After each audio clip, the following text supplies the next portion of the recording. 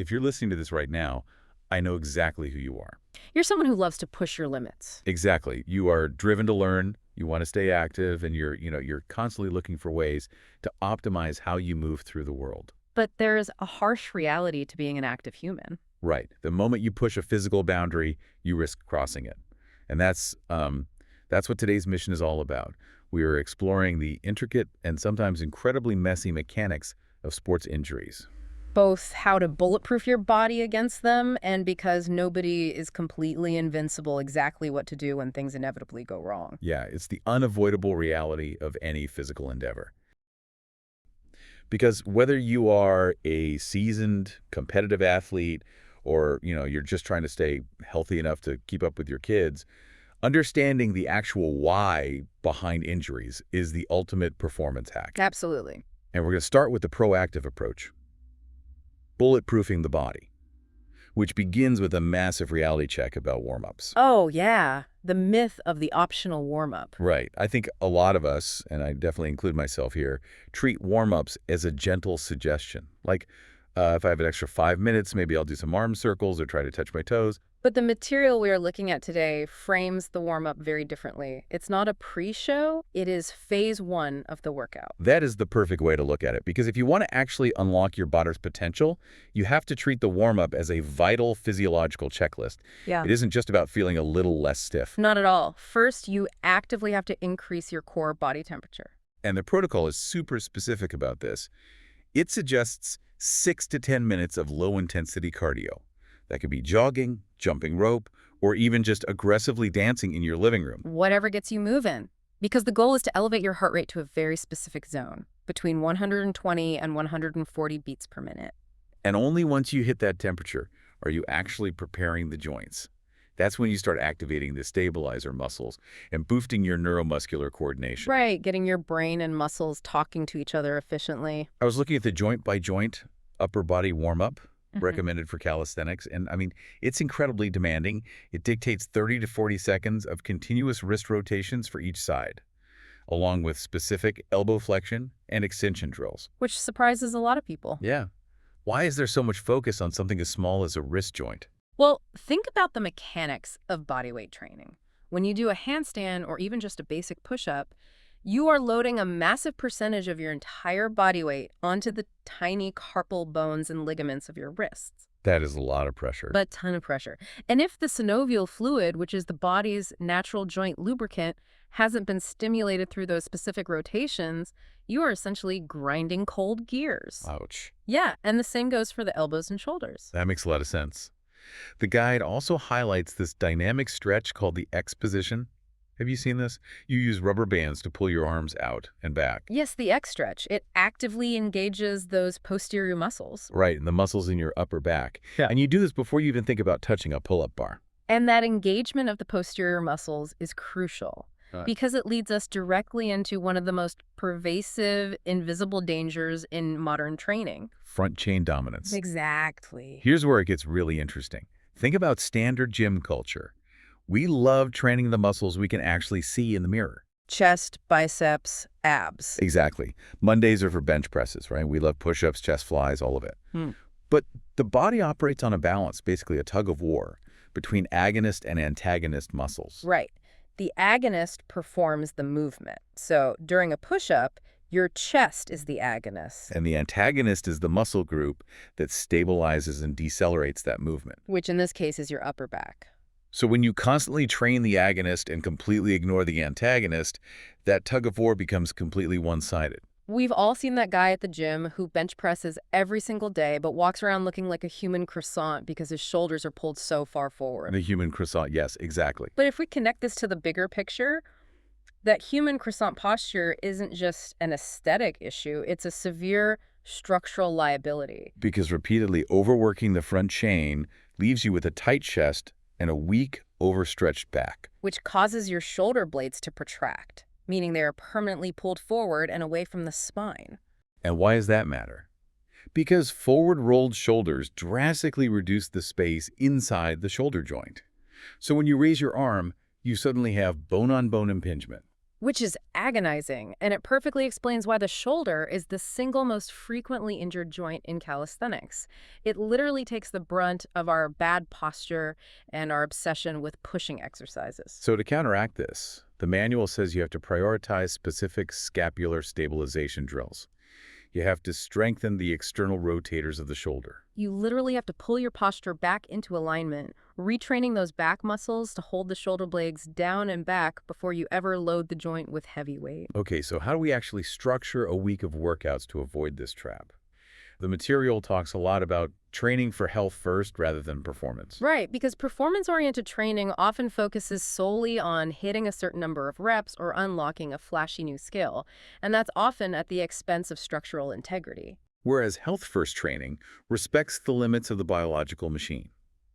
One of the biggest takeaways here is treating mobility, your active joint range of motion, as a dedicated workout, not just an afterthought. Not just a quick stretch at the end, but an entire session. Things like stick dislocates, where you hold a dowel rod and pass it over your head to your lower back to forcibly open up the shoulders. Or spending serious time doing wall slides and thoracic foam rolling to fix that upper back curve. And to put that into practice, we can look at the recommended weekly training blueprint for beginners from the guide.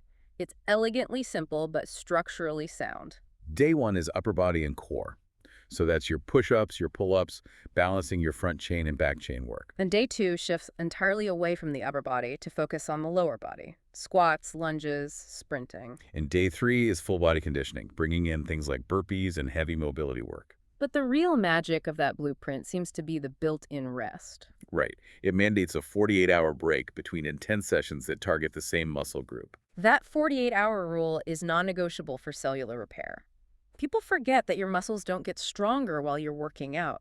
They get stronger while you are recovering from the micro tears you caused during the workout. So by alternating muscle groups daily, you systematically avoid the exact chronic overuse injuries we were just talking about.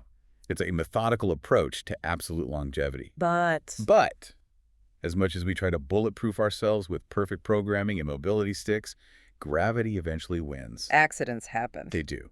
We have to talk about the reactive approach.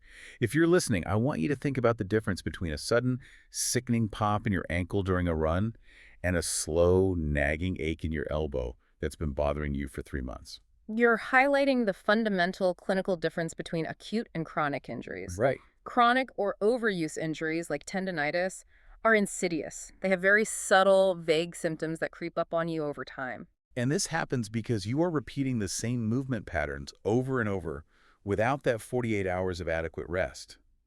The tissue simply degrades faster than it can rebuild. Exactly. And acute injuries, on the other hand, are the dramatic ones. Sudden pain, immediate swelling, cuts, fractures. There's no mystery about what caused an acute injury. You tripped, you fell, you heard a snap. So what does this all mean for us in that exact moment? Say you roll your ankle hard playing basketball. What is the immediate playbook? For soft tissue damage, sprains, and strains, the gold standard immediate treatment protocol is PRICE, P-R-I-C-E. That stands for protection, rest, ice, compression, and elevation. Protection meaning stopping the activity immediately. Do not try to be a hero and walk it off. You are only going to tear the compromised ligament further. Rest is obvious. Get off the limb. But the ice and compression elements have some highly specific rules that people get wrong constantly. Oh, all the time. I was definitely one of those people. I always thought you just strapped a bag of frozen peas to your leg and left it there until you went completely numb. Which is a terrible idea. Right, because applying ice for too long can actually cause severe tissue damage. That feels a bit counterintuitive when we're constantly told to ice it down to stop the swelling. It does seem backward, but the mechanics explain why. Ice acts as a vasoconstrictor. Think of your blood vessels like a multi-lane highway during a massive rush hour. Okay. When you injure a joint, blood rushes to the area, causing massive swelling and internal bleeding. Ice temporarily closes off a few lanes on that highway to stop the pileup. But if you leave the ice on indefinitely, you completely starve the healthy tissue of oxygen and blood flow. Which is why the protocol caps icing at a strict 20 minutes per application every 2 hours. And the absolute rule is that you must let the skin temperature return to completely normal before you apply ice again. If you keep throwing ice onto a freezing joint, you genuinely risk causing frostbite right on top of your sprained ankle. Talk about adding insult to injury. What about the compression part? Because I saw a really interesting tip about how to combine the ice and the wrap. Yeah, wrapping the injured area with an elastic bandage is critical because it provides physical resistance against the swelling. The internal pressure of the fluid trying to escape is met by the external pressure of the bandage. And the tip is brilliant. If possible, you should apply the ice pack over the compression wrap, not directly on the bare skin underneath it. The cold penetrates the bandage perfectly fine to constrict the blood vessels, but the fabric protects your skin from direct ice burns. Makes total sense. Eh, And finally, elevation just uses gravity. Prop the leg up above the level of your heart to help drain that fluid back toward your core. simple physics. So we've talked about how a joint gives out, but what happens when the force is so great that the structural foundation itself, the bone, fails? Fractures. Right. I'll admit I used to think a break was just a break, but the sheer variety of ways a bone can fail is wild. The mechanics of the trauma dictate the architecture of the fracture. For instance, a comminuted fracture is an incredibly high-impact injury.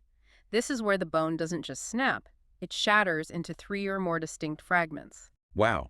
And then you have an open or compound fracture, That's the nightmare scenario. where the jagged edge of the broken bone actually pierces the muscle and the skin, exposing the bone to the outside environment. The immediate threat there isn't just the break. It is a massive, life-threatening risk of infection.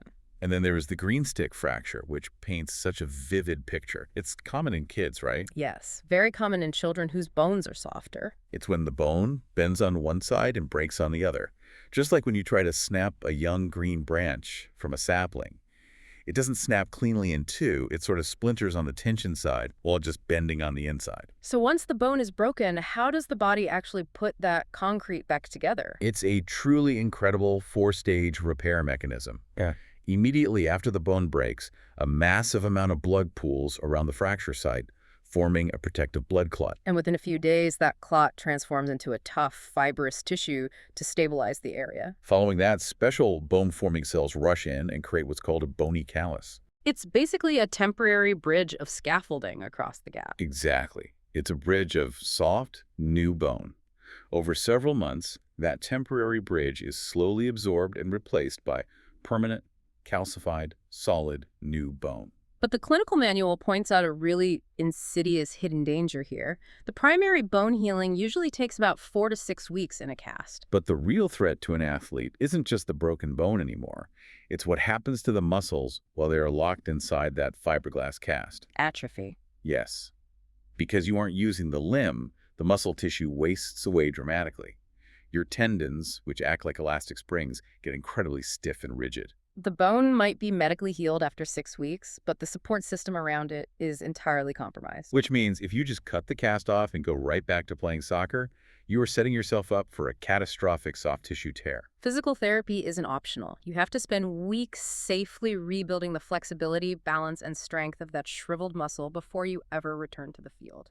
And that transition from obvious structural damage to hidden internal damage perfectly bridges us to the final and frankly most serious section of our material, neurological and cardiovascular emergencies. We need to talk about the brain. This is so important. So often you see athletes, whether in professional football or just a weekend rugby match, take a massive hit to the head, look a bit dazed, and try to just shake it off and get back in the game. But when you look at the physiological reality of a concussion, it is terrifying. What's fascinating here is the cellular chaos that occurs during a concussion.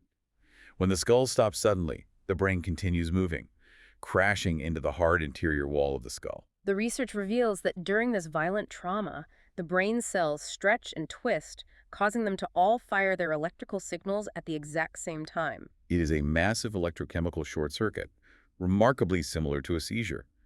In fact, clinical studies show that the brainwave activity of a patient who has just suffered a concussion can look almost identical to the brain activity of a person in a coma. A coma-like state. That completely reframes what a concussion actually is. It's not just getting your bell rung or feeling a little dizzy.